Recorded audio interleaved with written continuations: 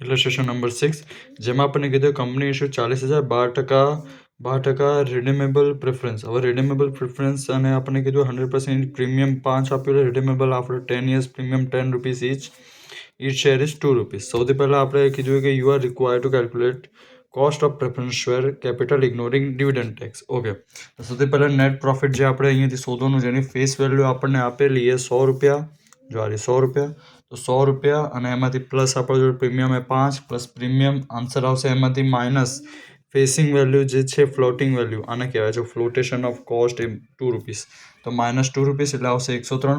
પછી આરવી જે એટલે કે એક ફોર્મ્યુલાનો પાર્ટ એને શોધવા માટે કે fix face value plus premium, તો ફેસ વેલ્યુ કેટલી 100 અને પ્રીમિયમ કેટલા હોય 5.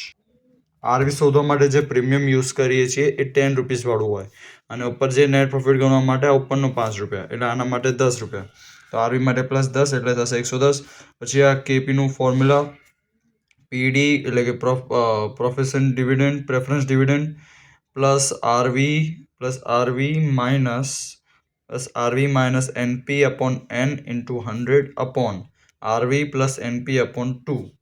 ઓકે, પછી એમાંથી શું કરવાનું કે તો જો 12, તો આ પીડીની વેલ્યુ કેટલી 12, તો જો કેવી રીતે આવી 12 કારણ કે જો ₹10 પ્રીમિયમના અને ઈચ શેર કેટલા આવે કે ₹12 એટલે કે ₹2 પ્લસ ફ્લોટેશન કોસ્ટ, તો પ્રીમિયમ પ્લસ ફ્લોટેશન કોસ્ટ એટલે ટોટલ થયા 12. આરવી જે આપણે શોધ્યું 110, એનપી જે ઉપર શોધ્યું 103 અપોન એન એટલે કે કેટલા વર્ષ, તો આ 10/10.